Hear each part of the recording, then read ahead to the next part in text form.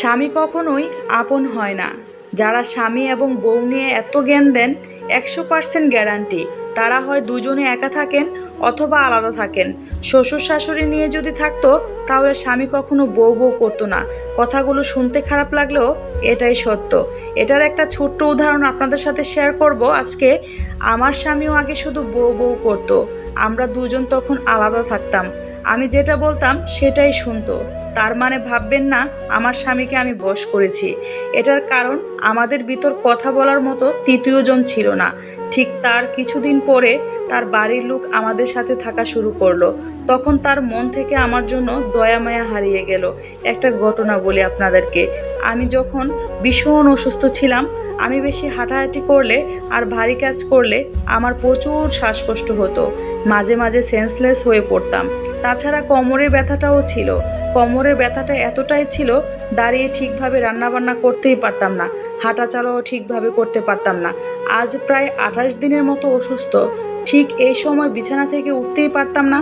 আমার স্বামী আমাকে যত্ন করত, আমাকে খেয়াল রাখতো, ঠিকঠাক মতো কাজ করতে দিত না। সব কাজই নিজের হাতেই করত। আমিও কিন্তু বসে থাকার মানুষ না।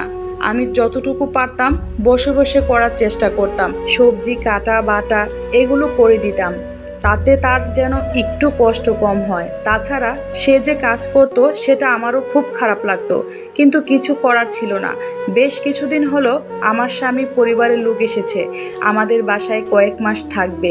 আমি আমার স্বামীকে বললাম, একটা কাজের লোক রাখো প্লিজ। তুমি তো জানোই আমি অসুস্থ, তেমন রান্না করে যেতেই পারি না। তাদের সামনে তুমি রান্না করলে খারাপ দেখায়। মাত্র কয়েকটা মাসই তো, প্লিজ এখন থেকে একটা কাজের বুয়া রাখো। আমি যখন আমার স্বামীকে এই কথাগুলো বলতেছিলাম, আমার শাশুড়ি পিছন থেকে এই কথাগুলো শুনে ফেলে। এই কথাগুলো শুনে তিনি তার ছেলেকে ডেকে নিয়ে বলে, থাক বাবা, আমরা বেশি দিন থাকবো না, আমরা 2-1 দিনের মধ্যে ব্যাগ গুছিয়ে নিয়ে চলে যাব। তোর বউয়ের যখন এতই সমস্যা আমরা আসছি বলে 2-3 জনের রান্না করার জন্য কাজের বুয়া লাগতেছে, তাহলে এত কষ্ট কেনই বা দিব? তোদের এখনকার বউদের রং রং দেখে বাঁচি না। শ্বশুর শাশুড়ি আসলে তারা অসুস্থ হয়ে যায়, রান্নাবান্নাই করতে পারে না। আমরাও তো সংসার করে এসেছি নাকি? দেখ বাবা, তোর তো 4-5টা ফুফু ছিল, দাদা দাদি ছিল, চাচা ছিল, আরও অনেক লোক ছিল। তাদেরকে আমরা রান্নাবান্না করে খাওয়াইনি? তারা আসলেই কি আমরা কাজের বাহানা দিয়েছি? এই কথা বলেই আমার শাশুড়ি মুখ ভার করে সেখান থেকে চলে গেলেন।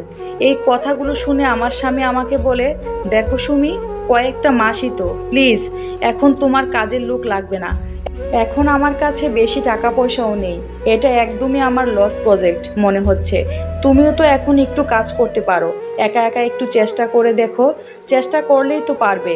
আজকালকার ডাক্তাররা তো কত কিছুই বলে, তাই না? সব কিছুই কি মানতে হবে? আর সংসারে কি বা এমন কাজ? একটু রান্নাবান্না করা, একটু ঘর পরিষ্কার করা, একটু কাপড় কাচা, ব্যাস এতটুকুই তো। এতটুকু তো বেশি কিছু না।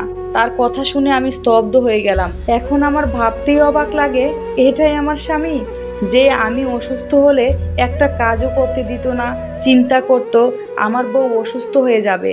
আর এখন সেই স্বামী নিজের পরিবারের আশায় বউর অসুস্থতার কথা একদমই মনে নাই। সে চায় আমার শরীর নিয়ে আমি রান্না বান্না করি, সব কাজ করি। বাহ, তার টাকাটাই তো বেঁচে যাবে। আলহামদুলিল্লাহ, আমার স্বামীর আল্লাহ তাআলার এতটুকু ক্ষমতা দিয়েছে, তিনি যদি আমার জন্য সারা বছরও কাজের লোক রাখতেন তাও কোনো সমস্যা হতো না। কিন্তু পরিবারের জন্য মানুষ এমন একটা ভাব দেখাচ্ছে, একটা কাজের বুয়া রাখলে তার অনেক টাকা লস হয়ে যাবে। আসলে সে এখন মন থেকে চায় না। আমার একটা ননদ আছে, এখনও তার বিয়ে হয়নি। সে যখন বাথরুম থেকে গোসল করে আসে, তার নোংরা কাপড়গুলো বাথরুমে রেখে এসে পরবর্তীতে সেটা আমার পরিষ্কার করে দিতে হয়। আমার শাশুড়িও ঠিক তেমন। প্রতিদিন সকালবেলা উঠে 3-4 জনের জন্য 15টা রুটি বানাতে হয়।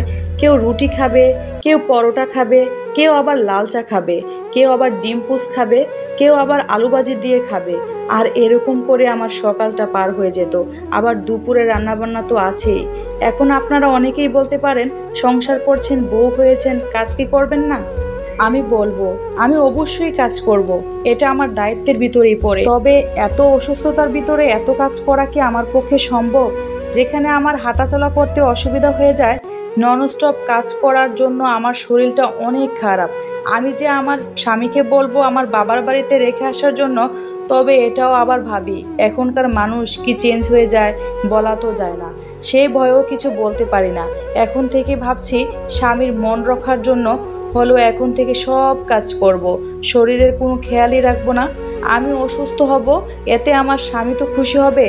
আমার মনের ভিতর একটা বড় কষ্ট থেকেই যাবে। আমার স্বামী এমন অসুস্থতার সব খেয়াল রাখতো, কিন্তু সেই স্বামী নিজের রক্তের মানুষ পেয়ে বউয়ের অসুস্থতার কথা পরোয়াই করলো না।